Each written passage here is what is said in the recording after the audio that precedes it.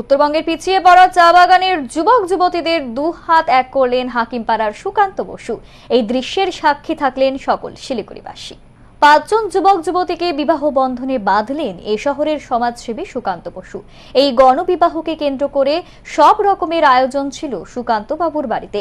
তার প্রধান লক্ষ্য উত্তরবঙ্গের বিভিন্ন আর্থিকভাবে পিছিয়ে পড়া চা বাগানগুলোর জন্য কিছু করা।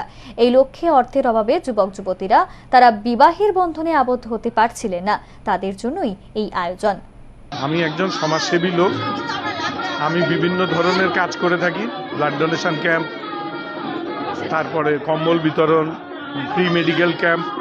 আর এর আগে 2015 সালে আমার রজত জয়ন্তী বিবাহবার্ষিকীতে আমার মিসেস তখন বেঁচে ছিলেন, তার আমরা একবার করেছিলাম 5 জন নিয়ে। এবার আবার 5 জনকে নিয়ে 5 জোড়াকে নিয়ে করলাম।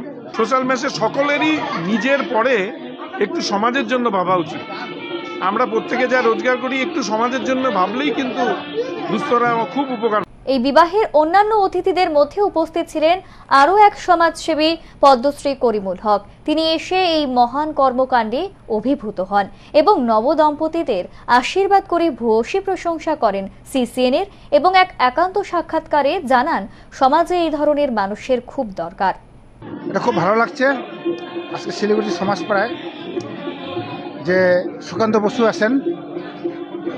আমরা সবাই জানি উত্তরবঙ্গে আমরা থাকি, বিভিন্নভাবে বিভিন্ন জাতি ধর্ম নিয়ে চলি। কিছু ট্রাইবেল আছে যারা বিয়ে শাদী করতে পারে না, অসহায়, সেটাই আজকে সুকান্তবাবু 5 জোড়া এখানে গণবিবাহ দিচ্ছেন।